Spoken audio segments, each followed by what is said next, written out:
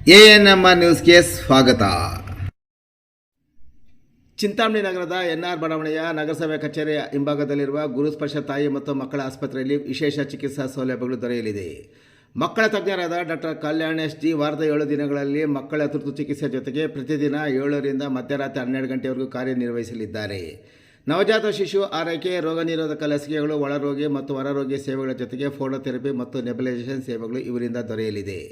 ಪ್ರಸೂತಿ ಮತ್ತು ಸ್ತ್ರೀ ರೋಗ ತಜ್ಞರಾದ ಡಾಕ್ಟರ್ ಯಶಸ್ವಿನಿ ಜೀರವರು ವಾರದ 7 ದಿನಗಳಲ್ಲಿ ಬೆಳಗ್ಗೆ 10 ರಿಂದ ಮಧ್ಯಾಹ್ನ 2 ಗಂಟೆ, ಸಂಜೆ 6 ರಿಂದ 9 ಗಂಟೆವರೆಗೂ ಕಾರ್ಯನಿರ್ವಹಿಸಲಿದ್ದು ಬಂಜೆತನ ನಿವಾರಣೆ ಮತ್ತು ಲ್ಯಾಪ್ರೋಸ್ಕೋಪಿಕ್ ಸ್ಪೆಷಾಲಿಟಿ ತಜ್ಞರಾಗಿದ್ದು, ಇದರ ಜೊತೆಗೆ ಆಂಟಿನೇಟಲ್ ಕೇರ್, ನಾರ್ಮಲ್ ಡೆಲಿವರಿ ಮತ್ತು caesarean section, high risk pregnancy services, family planning service ಸೇವೆಗಳ ಜೊತೆಗೆ ಗೈನಕಾಲಜಿಗೆ ಸಂಬಂಧಿಸಿದಂತೆ ಅಡೋಲಸೆಂಟ್ ಪ್ರಾಬ್ಲಮ್, PCOD ಪ್ರಾಬ್ಲಮ್, ಗರ್ಭಶಸ್ತ್ರ ಚಿಕಿತ್ಸೆ, ಕ್ಯಾನ್ಸರ್ ಸ್ಕ್ರೀನಿಂಗ್, ಲ್ಯಾಪ್ರೋಸ್ಕೋಪಿ ಸರ್ಜರಿ ಸೌಲಭ್ಯ ಇವರಿಂದ ದೊರೆಯಲಿದೆ. ಆಸ್ಪತ್ರೆಯಲ್ಲಿ ಔಷಧಿ ಅಂಗಡಿಯ ಸೌಲಭ್ಯ, ಒಳರೋಗಿಗಳ ಸಾಮಾನ್ಯ ಮತ್ತು ವಿಶೇಷ ಕೊಠಡಿಗಳ ಜೊತೆಗೆ ಆಕ್ಸಿಜನ್ ಸೌಲಭ್ಯದ ಕೊಠಡಿ ಸಹ ದೊರೆಯುತ್ತಿದೆ. ಹೆಚ್ಚಿನ ವಿವರಗಳಿಗೆ ಮೊಬೈಲ್ ಸಂಖ್ಯೆ 7676985401ಕ್ಕೆ ಸಂಪರ್ಕಿಸುವುದು.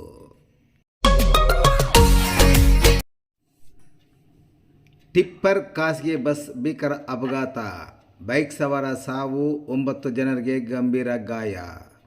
ರಸ್ತೆ ಬದಿ ನಿಲ್ಲಿಸಿದ್ದ ಟಿಪ್ಪರ್ ಲಾರಿಗೆ ಖಾಸಗಿ ಬಸ್ ಡಿಕ್ಕಿ ಹೊಡೆದ ಪರಿಣಾಮ ಟಿಪ್ಪರ್ ಹಾಗೂ ಬಸ್ ನಡುವೆ ಸಿಲುಕಿ ದ್ವಿಚಕ್ರ ವಾಹನ ಸವಾರ ಸ್ಥಳದಲ್ಲೇ ಸಾವನ್ನಪ್ಪಿರುವ ಮತ್ತು ಬಸ್ಸಿನಲ್ಲಿದ್ದ 9 ಜನರಿಗೆ ಗಂಭೀರ ಗಾಯಗಳಾಗಿರುವ ದಾರುಣ ಘಟನೆ ಚಿಕ್ಕಬಳ್ಳಾಪುರ ತಾಲೂಕಿನ ನಂದಿ ಕ್ರಾಸ್ ಬಳಿಯ ರಾಷ್ಟ್ರೀಯ ಹೆದ್ದಾರಿ 44ರಲ್ಲಿ ಮಂಗಳವಾರ ರಾತ್ರಿ ನಡೆದಿದೆ.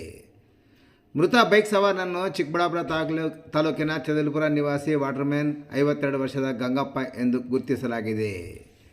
ಬೆಂಗಳೂರಿನಿಂದ ಚಿಕ್ಕಬಳ್ಳಾಪುರಕ್ಕೆ ಬರುತ್ತಿದ್ದ ಖಾಸಗಿ ಬಸ್ ನಂದಿ ಕ್ರಾಸ್ ಬಳಿ ಸರ್ವಿಸ್ ರಸ್ತೆಯಲ್ಲಿ ಪ್ರಯಾಣಿಕರನ್ನು ನಿಲ್ಲಿಸಿ ರಾಷ್ಟ್ರೀಯ ಹೆದ್ದಾರಿ 44ಕ್ಕೆ ಪ್ರವೇಶಿಸಲು ಮುಂದಾಗಿತ್ತು. ಈ ವೇಳೆ ರಸ್ತೆ ಬದಿ ನಿಲ್ಲಿಸಿದ್ದ ಟಿಪ್ಪರ್ ಲಾರಿಗೆ ಬಸ್ ವೇಗವಾಗಿ ಹೋಗಿ ಡಿಕ್ಕಿ ಹೊಡೆದಿದೆ. ಇದೇ ವೇಳೆ ಟಿಪ್ಪರ್ ಲಾರಿಯ ಹಿಂದೆ ರಸ್ತೆ ದಾಟಿ ಹೆದ್ದಾರಿಗೆ ತೆರಳಲು TVS ಎಕ್ಸೆಲ್ ವಾಹನದಲ್ಲಿ ನಿಂತಿದ್ದ ಗಂಗಪ್ಪ ಅವರ ಮೇಲೆ ಬಸ್ ಅಪ್ಪಳಿಸಿದೆ.